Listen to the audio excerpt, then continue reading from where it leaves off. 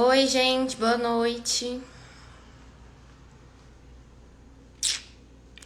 Matheus, envia a live, por favor. Tô esperando a doutora Kiri entrar.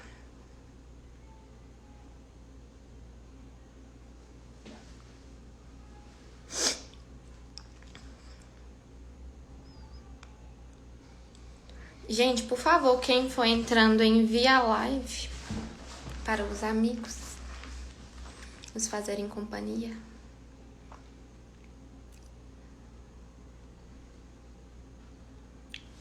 Pronto, a doutora Kiri entrou, deixa eu chamar ela aqui.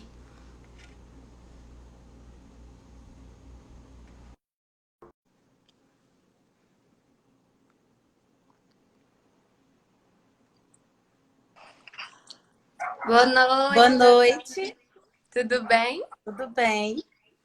Então tá bom.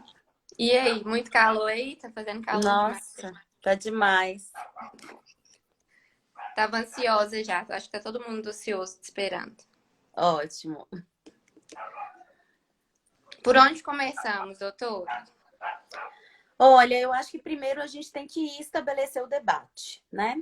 Então a gente se propôs hoje a falar sobre um tema que não vou dizer que está em voga, porque é um tema que precisa estar em voga, na verdade não está, né?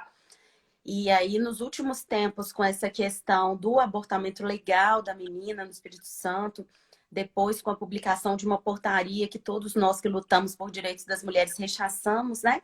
Que inclusive é objeto de ADPF já no Supremo Tribunal Federal e que esperamos que essa portaria venha a ser considerada inconstitucional. Mas, independentemente disso tudo, né, que colocou o tema aqui no centro da ordem, a gente precisa falar sobre isso, né? E quando eu começo a falar sobre isso, quem já participou de debates ou de mesas comigo falando sobre isso, sabe que a primeira coisa é a gente estabelecer o seguinte: não há que se dizer em pessoas contra e a favor do aborto. Isso não existe. Né? Quando você coloca o tema sob essa perspectiva, você já começa a colocá-lo de um modo estigmatizado. Por que não existe ninguém contra e ninguém a favor? Porque se eu digo que eu sou a favor, eu quero dizer que, olha, você está grávida, já pensou em abortar? Isso não existe, ninguém fala isso, ninguém pensa desse modo. Então, o debate ele tem que se estabelecer entre pessoas que são a favor da descriminalização e da legalização da prática e pessoas que são a favor da manutenção da criminalização, que é a situação jurídica que nós temos hoje aqui no Brasil. Né? Então, acho que, primeiramente, a gente precisa estabelecer o debate desse modo. Tem mais alguma coisa que você queria dizer? Não, acho que é isso mesmo. Eu coloquei algumas, né? Estava aberta para sugestões ou perguntas. Algumas pessoas me mandaram mensagem e o que eu percebi foi a inocência de algumas pessoas de acreditarem que por ter uma dificuldade o aborto não acontece. Então, Eu acho vou que a falar gente sobre isso. pode Uhum. começar por esse ponto. E aí, quem também não pesquisou o tema e não viu estatísticas sobre isso, vai se assustar um pouco. Com certeza. Antes ainda de falar sobre estatísticas, eu queria dizer que a gente está aqui falando sobre algo que diz respeito a políticas públicas e direitos para mulheres em um país que ainda se diz democrático. Né? Então, se nós Se estamos diz, né, falando de doutor? políticas públicas, sim, que formalmente ainda somos democráticos, né?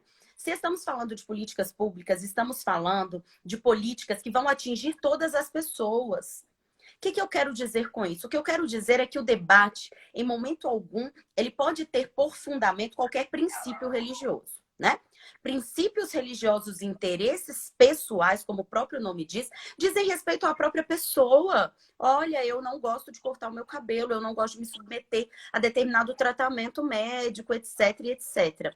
Mas isso não pode jamais fundamentar políticas públicas, especialmente em um Estado que é, ou que se diz, democrático. Aí eu gosto de lembrar aqui, até trouxe o artigo 5º, inciso 6º, e o artigo 19.1 da Constituição. O 19 ainda é mais interessante porque ele proíbe o poder público de estabelecer cultos ou igrejas, subvencioná-los ou manter com eles ou seus representantes relações de dependência ou aliança. Então, veja, o Estado, com letra maiúscula, brasileiro, é um Estado laico desde 1890. Se é um Estado laico, não interessa o que diz a Bíblia, o que diz o Alcorão, o que diz a Suna, o que diz o Candomblé, o que diz o Espiritismo. Todos têm que ser respeitados, mas servem para embasar decisões pessoais dos seus membros. Não pode servir para embasar nenhum tipo de política pública, né? Então, esse é o primeiro ponto que a gente precisa colocar. Nossa discussão aqui diz respeito a políticas públicas sobre a prática da interrupção da gestação ser legalizada ou não. E aí, eu trago aqui também interessante um mapa. Eu vou virar aqui a tela só para vocês verem rapidamente no meu notebook e depois eu explico. Esse é o mapa, tá dando para ver? Acho que se você virar a câmera, fica melhor. Não sei se fica melhor. Isso. Que então, vejam. Esse é o mapa. E aí, com vocês vendo o mapa, eu vou mostrar aqui, depois eu retorno. Então, veja. Nós tínhamos ali os países em verde. Olha, os países em verde são os países em cujos locais o aborto ele é legalizado. Os países em amarelo permitem o aborto com restrições. Os países em vermelho, vejam onde o Brasil está, não permitem o aborto, a não ser em casos muito excepcionais, como quando há risco de vida para a gestante. Vejam que o Brasil está acompanhado aí, né, nesse mapa em vermelho, de países muito desenvolvidos, inclusive juridicamente, né? Nós temos aí Costa do Marfim, Guatemala, Haiti, Somália, Sudão, Zaire, Laos. Vejam só. Vou retornar aqui para vocês entenderem. Então, a primeira coisa é se pensar isso, né? A gente pensa que o Brasil ele está acompanhado de países que são muito maduros juridicamente nessa questão ou de países que lidam com essa questão de modo completamente eficaz. Primeiro erro, né? Então, vejam que pouquíssimos países no mundo ainda mantêm o que a legislação brasileira mantém, né? E a legislação brasileira hoje mantém lá nos crimes contra a vida, isso desde 1942. Veja como adiantados estamos, né? Agora em 2020, com uma legislação de 1942, que permite o aborto apenas em 3 situações: risco de vida para a gestante ou em caso de gravidez decorrente de estupro, e ainda assim, nesse caso, nós vimos toda a dificuldade que a mulher a tendência, em vez de evoluir, está só piorando, né? Exatamente. E aí nós temos um terceiro caso que não está no Código Penal, mas que foi trazido numa decisão do Supremo Tribunal Federal, que é em caso de fetos anencéfalos, né? Aqueles que não têm estrutura, tronco cerebral formado, enfim, que inevitavelmente vão falecer poucos dias após o parto.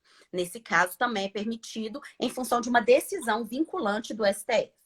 Agora eu vou trazer outros dados pensando nessa questão de estatísticas.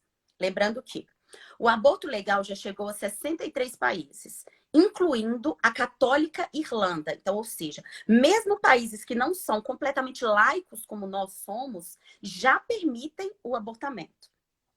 Aí a gente tem um vizinho aqui que traz dados muito interessantes, que é o Uruguai. O Uruguai legalizou o aborto em 2012. Depois disso, as mortes em decorrência do procedimento de abortamento despencaram. Entre 2011 e 2015, nós tivemos 8% de óbitos maternos, sendo que entre 2001 e 2005, nós tivemos 37%. O que eu quero dizer? As mulheres estão, sim, realizando aborto em todos os locais, não é só aqui, e elas morrem em função desse procedimento se elas não tiverem dinheiro para pagar. Essa é a diferença. Eu vou falar de dados disso também. Segundo a Organização das Nações Unidas, no mundo são realizadas cerca de 25 milhões de interrupções de gravidez precárias a cada ano. O que é interrupção de gravidez precária? Que ocorre no Brasil, principalmente, né? São aquelas interrupções de gravidez que ocorrem em locais que não permitem a sua prática, mas as pessoas não deixam de fazer. Só que as pessoas vão em clínicas de esquina, em verdadeiros açougues, as mulheres se submetem a todo tipo de procedimento e muitas morrem em função desse procedimento. Detalhe, nos países onde ele é permitido, morrem 1,7 mulheres a cada 100 mil abortos.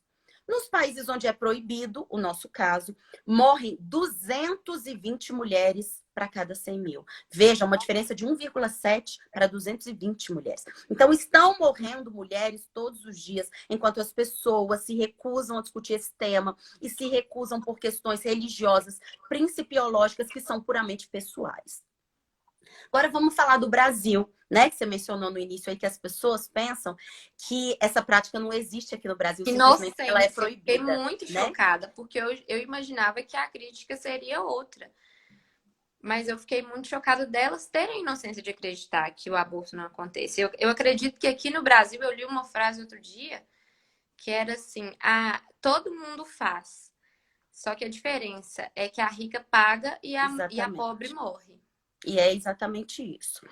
Mas vejam, a gente tem que lembrar também, gente, que a lei não muda a realidade, né? Um pedaço de papel não muda a vida concreta de ninguém. Então, não é porque isso é proibido que não acontece. Não acontece tráfico de drogas, não acontece homicídio, não acontece nenhum crime nesse país, simplesmente porque a prática é proibida. Então, não é porque ainda é tido como criminoso que isso não acontece. Só que é pior porque acontece de modo precário e acaba com a vida não só do feto, que é o que essas pessoas de modo hipócrita estão tentando As proteger, pró-vidas, né? mas acaba com a vida da mulher também. Então, vejam, dados brasileiros. Cerca de 500 mil mulheres interrompem a gravidez por ano no Brasil. Gente, 500 mil pessoas é pouco para você? E veja que eu tenho dados subestimados, né? Porque isso não entra em estatística oficial. Eu tenho dados subestimados. 500 mil mulheres por ano realizam interrupção de gravidez no Brasil. E o detalhe é que a cada 2 dias, uma mulher morre em decorrência de procedimentos mal feitos. E quem são essas mulheres? São putas? São as vagabundas de plantão? São as amantes, né? Porque o homem de bem provida que defende a criminalização do aborto em público defende o aborto para sua amante. Isso acontece todos os dias, né? Para Nessa as sociedade que filhas. nós vivemos, tradicional, né? E hipócrita. Então, quem são essas mulheres? Eu, você, somos todas nós. Todas E o nós. detalhe, quem são? Uma por minuto. 56% são católicas, 26% são evangélicas. Vejam, não são bruxas. Assustador. Não são mulheres que praticam o ateísmo como muita gente pensa. São mulheres como quaisquer umas de nós. E vejam, tem religião sim, gente. Tem religião, acredito em Deus. Mas quando é o próximo, Exatamente. Mas publicamente não, né? publicamente não. Não.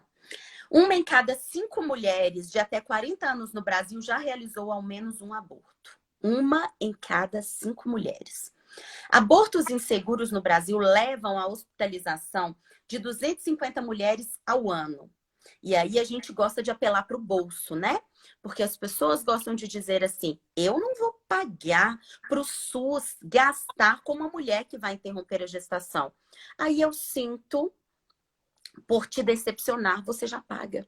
No último ano, na última década, o SUS gastou 500 milhões de reais no tratamento de complicações decorrentes de interrupções de gravidez realizadas em clínicas não autorizadas. Então, vejam, essa demanda já é do SUS. E é do SUS de modo muito mais grave.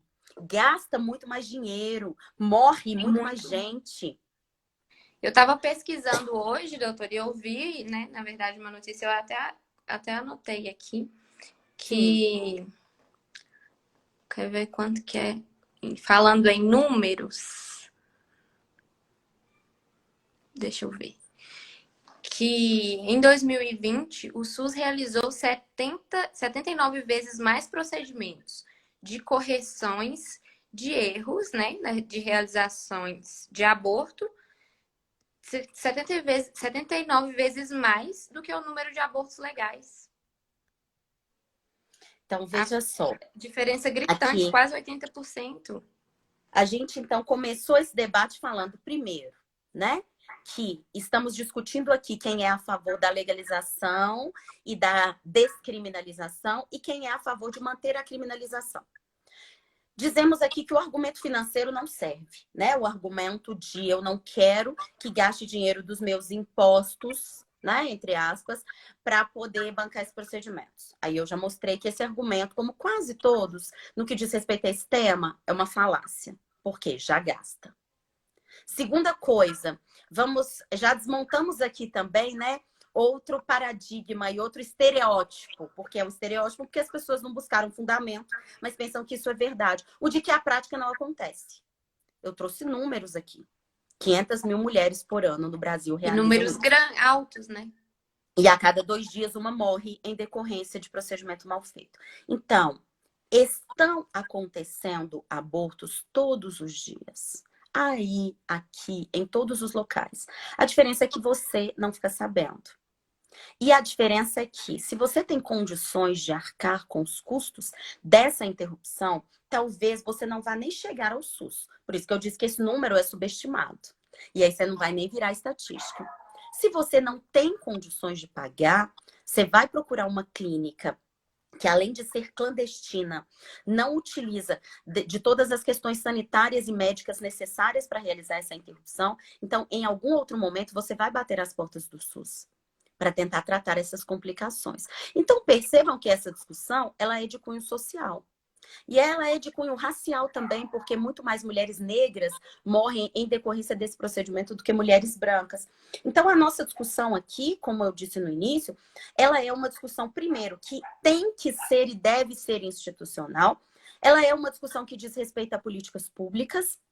E ela é uma discussão que não pode aceitar como seus fundamentos quaisquer argumentos de cunho ideológico ou de cunho religioso ou principiológico. Né? Quando a gente diz que a gente vive num país democrático e num Estado que é formalmente laico e não se tornou laico ontem, eu disse aqui, desde 1890, o Brasil é formalmente um país laico, eu respeito o que você pensa.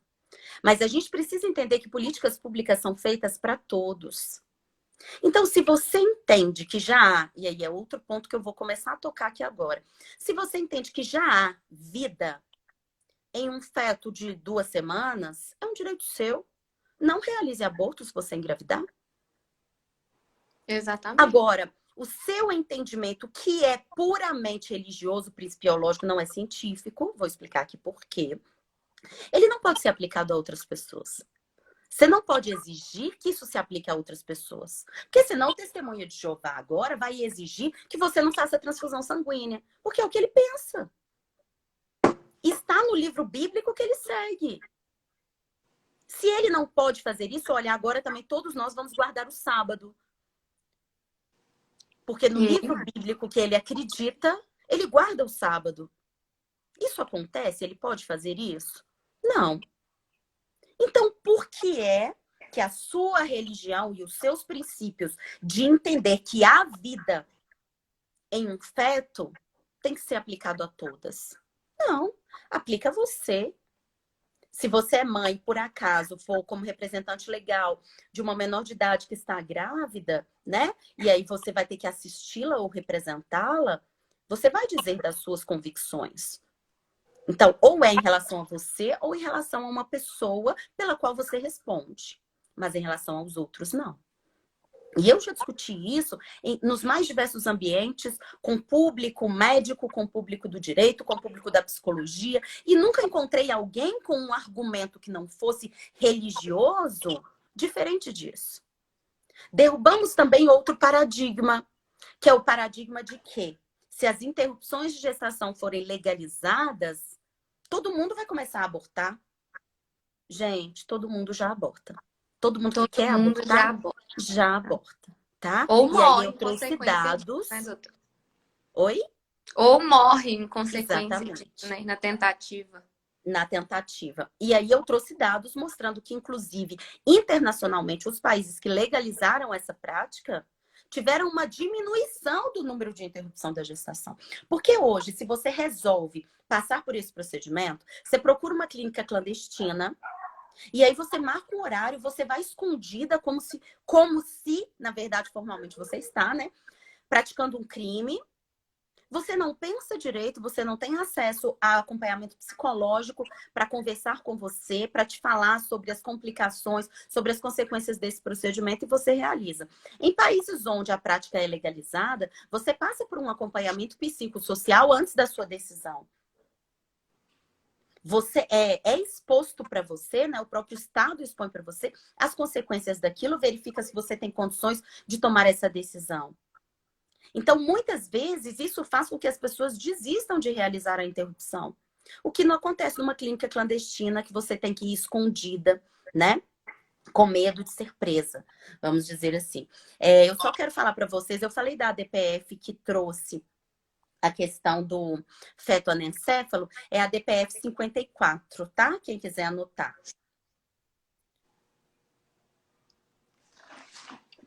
Agora vejam, já derrubamos aqui, né?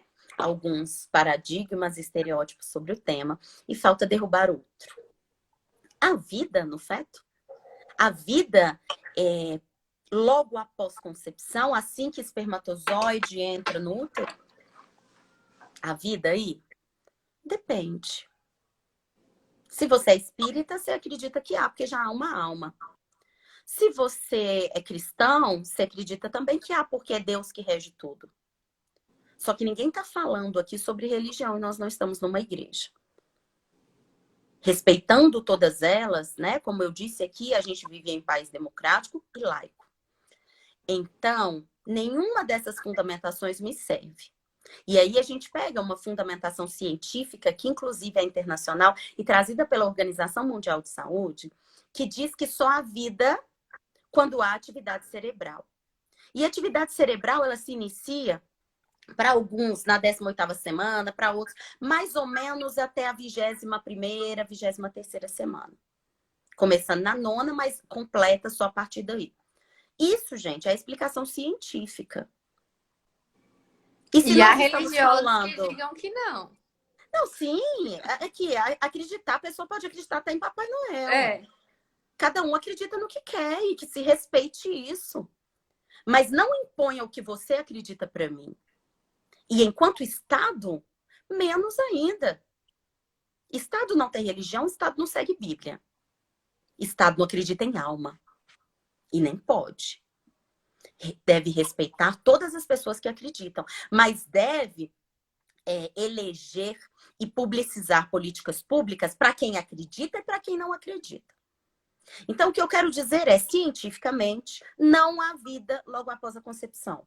Sinto decepcionar a todos que assim acreditam. Podem continuar acreditando, podem não se submeter a essa prática caso engravide, caso o namorado engravide. E aí o cara entende, porque aqui eu preciso dizer também que os homens entendem tanto sobre abortamento e gostam de falar sobre isso com total propriedade, né? Então, se você acredita que a vida logo após a concepção é um direito seu, guarde esse direito. Mas não exerça o seu direito à interrupção da gestação quando você estiver grávida. Mas fato é que a minha vizinha pode não acreditar na Bíblia. A minha vizinha pode não acreditar em nada se ela quiser. Eu posso não acreditar em nada. E a gente vive no mesmo estado, que é democrático. E as leis que te regem também me regem. E se o que rege o testemunha de Jeová não me rege, o que rege o cristão também não pode me reger, não. É uma coisa ou outra. Então, aqui eu digo que nós conseguimos desmontar cientificamente, estatisticamente, juridicamente, todos os argumentos de quem entende que a criminalização deve ser mantida. E aí, eu disse aqui que em dados subestimados nós realizamos pelo menos 500 mil abortos ano no Brasil. Quantos júris você já viu de aborto? É um crime contra a vida, né? Crimes contra a vida, segundo o artigo 5º da Constituição, não são julgados pelo Tribunal do Júri? Então, eu desafio alguém aqui a me dizer que viu um júri de aborto. Então, a gente desmonta aí agora outro argumento, que é, não, a criminalização tem que ser mantida, essas pessoas têm que ser punidas. Ora, se ano passado nós tivemos 500 mil abortos e nenhum júri, eu pergunto, alguém está sendo punido? Não. Então, a lei é completamente ineficaz. Eu vou dizer quem está sendo punido. Mulheres, especialmente pobres, especialmente pretas. Essas mulheres estão sendo punidas todos os dias. Porque elas morrem sem acesso a uma política pública de saúde que deveria ser obrigatória e acessível a todas, e não é. Então, a punição está acontecendo apenas para essas mulheres e acontecendo de modo indireto, né? Porque a punição delas é morrer, porque não tem acesso a um procedimento de qualidade. Se nós não temos júri, se nós não temos antes do júri, né? Que como policial eu posso dizer que eu nunca vi um inquérito policial sobre isso. Se nós não temos inquérito, se nós não temos júri, se as pessoas não estão sendo punidas por isso, eu pergunto, a criminalização adianta? A criminalização adianta numa hipocrisia de você pensar que porque é crime, eu vou dificultar a mulher de fazer isso. E aí ela pode morrer, ou o SUS pode gastar milhões que poderiam ser gastos com outras coisas para tentar tratar as complicações decorrentes dessa prática. Que a prática está acontecendo, acontece todos os dias. E não vai parar de acontecer, né, doutor? Sim, nunca parou, né? Nunca Em parou. verdade, essa legislação anterior já era assim, mas vamos falar da legislação atual, tá aí desde 1942, e hoje nós levantamos no mínimo 500 mil abortos por ano. E aí alguém uma pesquisa que chega a acha ser que essa até criminalização 800 serve a quê? A que ela serve? Queria que alguém me respondesse. Pode dizer. Você tá falando aí que acontece no mínimo 500 mil, chega, o número chega, já chegou até 800 mil. Então é um número assim. E como a gente viu essa porcentagem deste ano, que foram 79 vezes mais, é um dinheiro é muito dinheiro, que você falou, poderia ser investido em outra coisa. Sim. Porque para corrigir é 1000 vezes mais dinheiro. Pois e aí é. você tem que corrigir 77 vezes mais. E isso é para quem usa o argumento financeiro, né? É. Que eu estou dizendo. Então, se a gente for um pouco menos mesquinho e for usar outro argumento, o único argumento aqui é o argumento do respeito. Por quê? Se eu não acredito e não sou obrigada a acreditar no que prega nenhuma religião. E aí eu vou, então, verificar o que é dito cientificamente. Cientificamente é dito que só há vida quando há atividade cerebral. Então, cientificamente, um feto até a 20ª semana, mais ou menos, ainda não tem vida. É um amontoado de células. Quando a gente estuda os artigos sobre isso, né? Inclusive médicos, eles descrevem como um amontoado de células. É meu direito pensar desse modo, é seu direito pensar diferente. Mas é dever do direito proteger o modo que eu penso e o modo que você pensa. E colocar políticas públicas que protejam esses dois modos. Então, o que eu quero dizer é isso. Ninguém vai ser obrigado a abortar. Em país nenhum do mundo isso acontece. Mas quem quiser realizar essa prática tem que estar amparado pelo direito e tem que estar amparado pelo Serviço Público de Saúde. A prática não vai começar amanhã com a legalização, não. A prática já existe desde que o mundo é mundo, né? E no Brasil ela existe de modo estarrecedor. No Brasil aborta-se mais do que em países onde essa prática é legalizada, e eu já expliquei aqui por quê. Então, vejam, nós temos o argumento jurídico, nós temos o argumento econômico, mas o principal argumento, eu penso, é o argumento do respeito. Respeito ao que o outro pensa. Assim como eu não imponho o que o espiritismo pensa à maioria das pessoas, eu também não quero que me imponham o que o cristianismo pensa. Porque eu não vivo em um país em que o Estado está alinhado à igreja, seja católica, seja evangélica ou qualquer outra. Então, isso é um direito básico. Mas as pessoas se recusam a discutir. E se recusam a discutir, agora a gente chega num outro ponto interessante, porque só as mulheres engravidam. Como essa sociedade nos reservou esse papel de submissão e de dona do lar e de mãe dos filhos, nos reservou esse papel de ser culpada desde Eva e de sermos queimadas nas fogueiras. É claro que vai incidir sobre nós também a culpa por supostamente acabar com a vida de um bebê. Porque eles entendem como bebê, já disse que cientificamente não, né?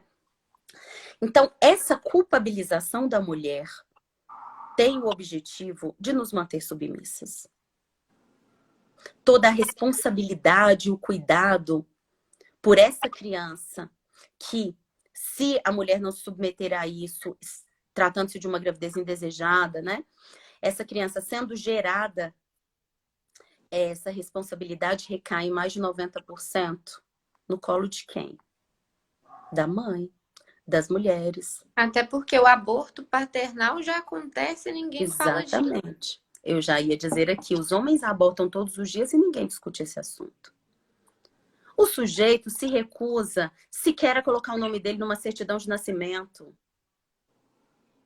Eu preciso fazer um exame de DNA para isso, e quando eu faço, o cara paga R$200 por mês e acha que é pai por isso. Que é o máximo. Quem cuida todos os dias, 24 horas por dia, quem é responsável por isso, quem ainda é julgada por isso? Mulheres. Né? Então, a discussão sobre o aborto, ela é completamente silenciada porque as mulheres engravidam. Se os homens engravidassem, essa discussão já tinha acabado há muito tempo. Já tinha, teríamos... O aborto seria de fato legal e teríamos pessoas abortando em... Não, como já tem, né? Seria legalizado abortar em todas as esquinas, o que já acontece. Então, essa tentativa de nos colocar sempre no papel de vilãs, né? Nos colocar sempre no papel de não sabemos o nosso lugar, né? Não entendemos o nosso lugar de donas de casa e mães que não trabalham, que não discutem vida pública, que não fazem política, que não decidem os rumos da nação. É isso que mantém a criminalização do aborto. É só isso. Então, há todo um fundamento patriarcal para que as coisas sejam mantidas como estão. E elas estão de que modo? Queimando na fogueira da criminalização as mulheres que não podem pagar por essa prática. É isso que tem acontecido. Tem alguma pergunta que você queria falar, que você queria fazer? Não? Não, eu acho que é... eu acho que é isso. Eu ia percorrer um caminho para chegar até aí, mas acho que você abordou tudo. Queria também que a gente falasse aqui, né, da estatística de quantos abortos são em decorrência da violência sexual. Que eu fiz uma pesquisa, né, que são até 90% dos abortos são em decorrência da violência sexual. É porque aí são os legais, né? Então, isso, os legais. Então, vou dizer, dados subestimados, porque isso. se eu dissesse anteriormente, talvez as pessoas não iam acreditar, porque eu trabalho com isso desde 2013, né? Então, eu vejo a luta que é para uma mulher que sofre violência sexual conseguir interromper a gestação. Então, se eu dissesse isso há 5 meses atrás, as pessoas não acreditariam. Mas aí todo mundo viu isso ao vivo e a cores na televisão, né? Tratando-se de um estupro de vulnerável, ou seja, quando não cabe nem questionamento sobre ter ocorrido ou não o estupro, né? Já que com pessoa menor de 14 anos. E ainda assim, as pessoas discutindo sobre realizar ou não essa prática. É o cúmulo. Se a gente achou que estava num nível de hipocrisia nesse estado e nesse país, que já tinha atingido o ápice, descobrimos que o ápice estava mais acima. E aí eu quero deixar claro aqui também, falando agora sobre profissional da saúde. Quando a gente fala sobre abortamento legal, né, e interrupção legal da gestação, que no Brasil, como eu mencionei aqui, só é possível em 3 hipóteses, que são quando há risco de vida da gestante, quando a gravidez é decorrente de estupro e em caso de feto anencefalo. Vejam, são situações que a legislação permite que ocorra a interrupção da gestação, se isso for vontade da gestante, desde 1942. E aí, ainda tem médico que quer boletim de ocorrência, tem médico que quer decisão judicial, tem médico que quer que a investigação termine e o cara seja condenado. Aí a criança já vai ter 20 anos. Exatamente. Quando o Poder Judiciário tiver batido o martelo dizendo ele é culpado por esse estupro.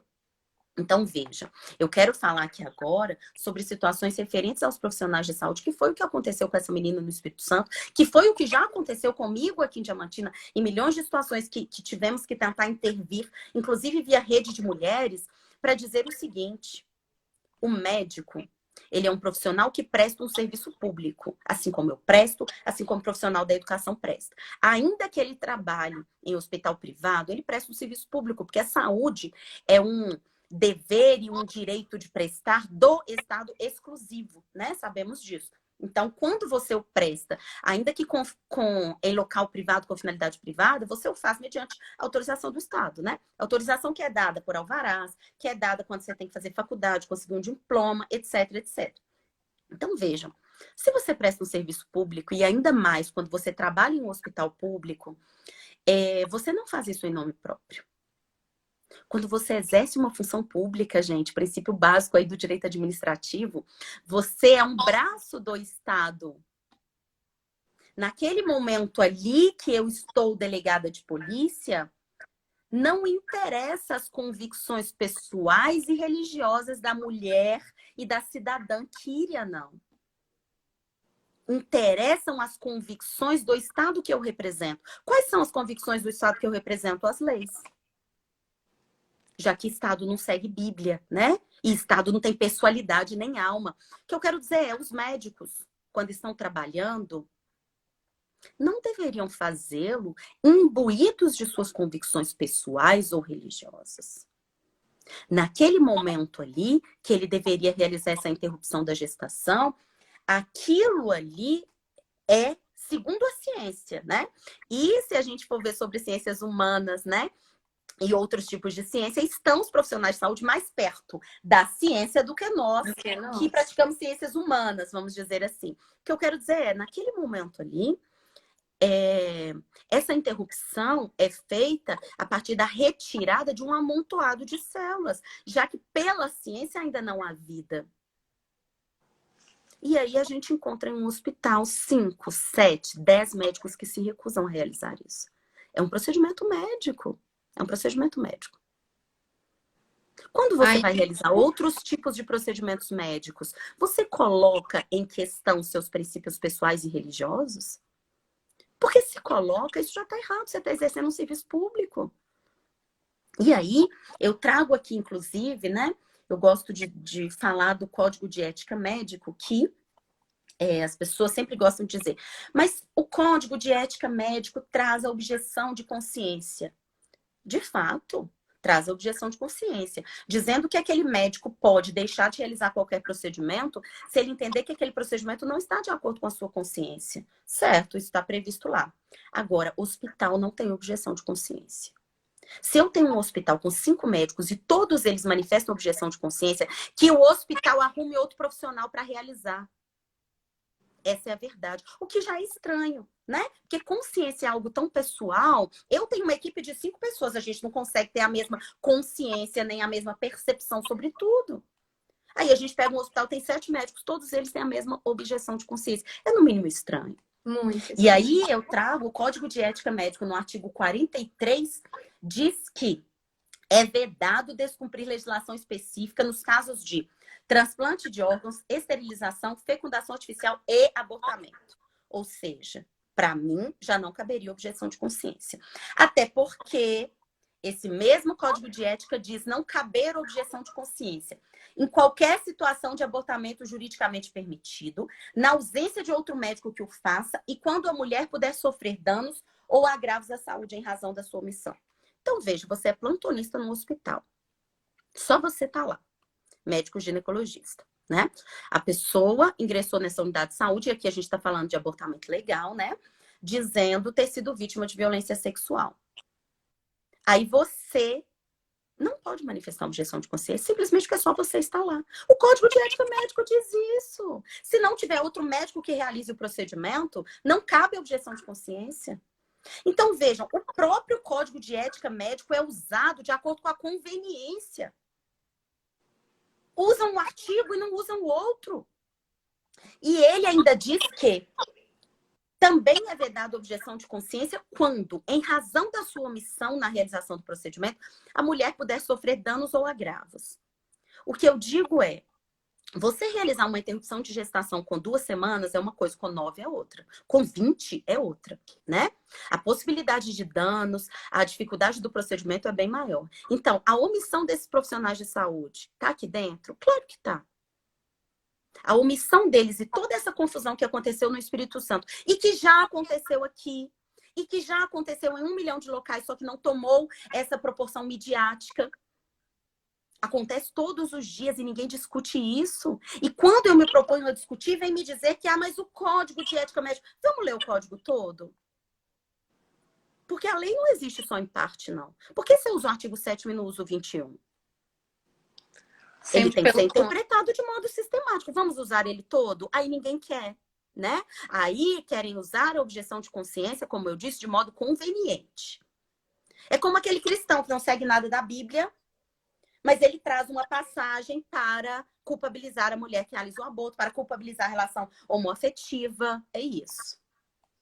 Entendeu? Então, são princípios, sejam religiosos, sejam de interesse pessoal, usados a partir de conveniência. O Estado não pode ser refém disso. O Estado não pode ser refém disso. Doutora, aproveitando que nós estamos falando, eu queria entrar agora um pouquinho sobre essa portaria. Sim. Agora, né? Foi editada em agosto. Você acha, porque na minha opinião, sim, mas você acha que dificulta ainda mais o processo de abortamento legal? Ó, vamos fazer um histórico primeiro. O aborto legal, como eu disse aqui nessas duas hipóteses, porque a outra foi trazida pela DPF 54, né? Na hipótese de risco de vida para gestante e quando a gravidez resulta de estupro, ele é permitido desde 1942. Então, isso não começou a ser permitido ontem. As pessoas estão colocando a portaria, primeiro, num nível legal e quase constitucional. Segundo, como se isso estivesse sendo regulamentado a partir de agora. Não foi. Desde 1942, isso é permitido. E aí, logo que eu cheguei aqui, eu me deparei com a situação do médico que queria autorização judicial para realizar o aborto. Vejam. O que a lei não veda, o que a lei permite, eu preciso de autorização de alguém para fazer? Então, para mim, já foi um contrassenso jurídico. Porque eu entro com uma ação... Tem objeto numa ação judicial em que eu peço o direito de andar, de falar? Não. Eu não preciso de autorização judicial para exercer o que não é proibido, né? O que é legal. Então, o Código Penal, desde 1942, traz essas duas autorizativas para a realização de aborto. Mas aí, nós tínhamos uma portaria, que é a portaria 1508 do Ministério da Saúde, de 2005, que trazia como é que se realizaria esse procedimento. Em 2013, nós tivemos um grande avanço, que essa portaria foi melhorada e ela ficou completamente didática e de muito fácil aplicação. Então, é a portaria 1508, que foi modificada em 2013. Essa portaria, inclusive, ela tem o seguinte título: dispõe sobre o procedimento de justificação e autorização da interrupção da gravidez nos casos previstos em lei no âmbito do SUS.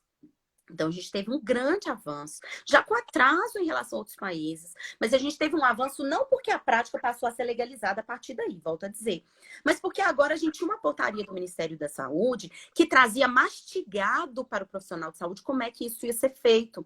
E trazia ainda um grande avanço, que é o avanço de você dar à mulher verossimilhança às suas declarações, respeitando os seus direitos, inclusive internacionalmente previstos. Porque essa portaria dizia o seguinte: basta a mulher dizer que sofreu violência sexual e que está grávida em função dessa violência para que o procedimento se inicie. E aí ela iria passar por uma equipe multidisciplinar no hospital, ia ser ouvida por um psicólogo, por uma assistente social. Essa equipe seria composta por 5 pessoas, uma equipe que todo hospital, né? Que tenha, por exemplo, um plantão de ginecologia 24 horas, tem. E aí, todos esses profissionais fariam pareceres e laudos de acordo com a sua especialidade. Depois se iniciaria o procedimento de justificação da interrupção da gravidez, baseada na oitiva, né, das palavras da vítima. Simplesmente isso. Então, eu respeito o que você diz. E aí, isso estaria justificado. Essa portaria, ela é tão boa que ela traz, inclusive, nos seus anexos, os relatórios e pareceres prontos para o profissional de saúde só imprimir e preencher. E aquilo ali estaria permanentemente justificado. E aí as pessoas me perguntavam, mas e se amanhã se descobrir que ela mentiu e que ela não sofreu uma violência sexual? A portaria já tirava toda a responsabilização do profissional de saúde.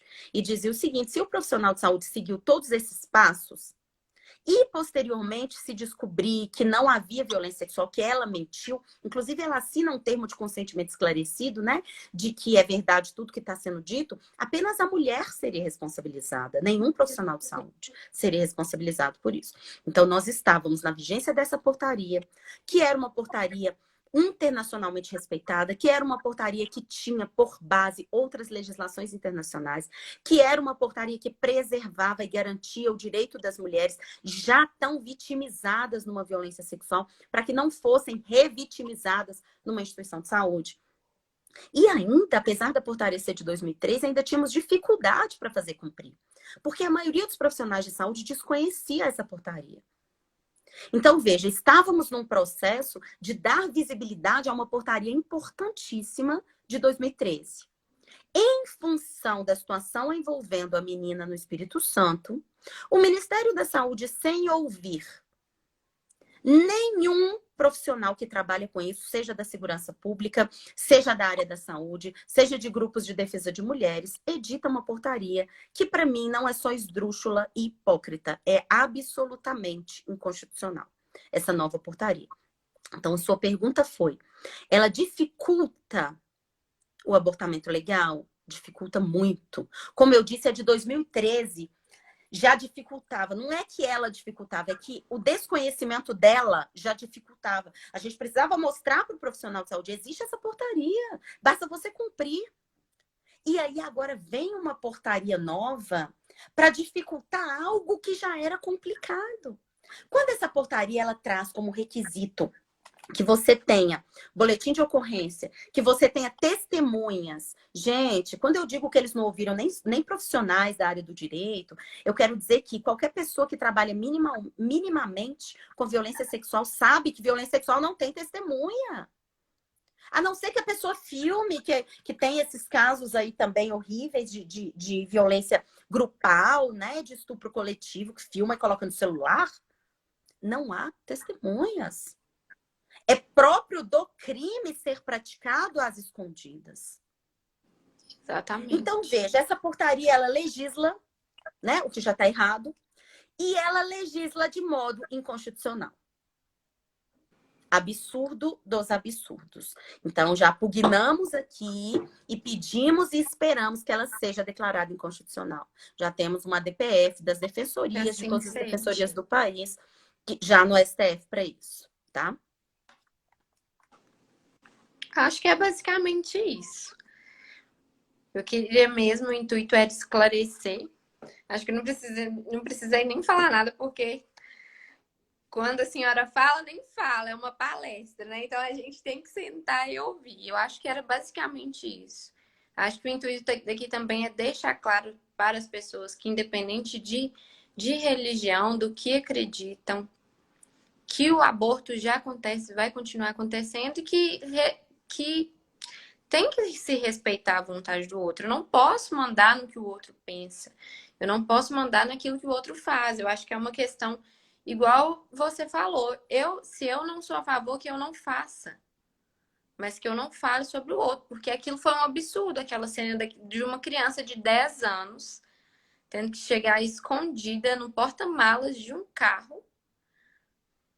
gente, nós estamos falando de uma criança. Eu acho que as pessoas não caem muito a ficha que é uma criança, né? Independente aqui, nós estamos falando aqui do aborto legal, né? Que é uma criança que não tem noção do que está acontecendo, uma criança gerando outra criança. Isso não é muito difícil de se ver, né? Esse caso viralizou, mas assim, o que acontece são absurdos e absurdos. E o que sempre acontece também de fato não é nunca o questionamento em casos de estupro, né?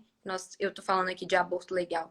Eu não vejo questionamento do estupro, mas muito a criminalização da mulher que foi vítima disso, de uma criança. Como que uma pessoa consegue criminalizar uma criança, né? Sim. E, Na e a... verdade, o que as pessoas querem hoje, eu não sei se isso não fica claro, é que você impor o que a sua religião pensa ao outro é voltar ao estado feudal, né? Vamos voltar à Santa Inquisição, vamos voltar à igreja, Estado, né? Reunidos em uma só pessoa. É isso.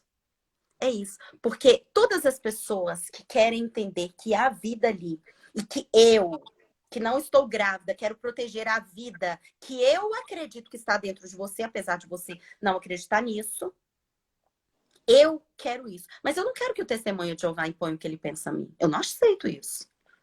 Então, veja, a hipocrisia é tão grande que eu quero impor só o que eu acredito.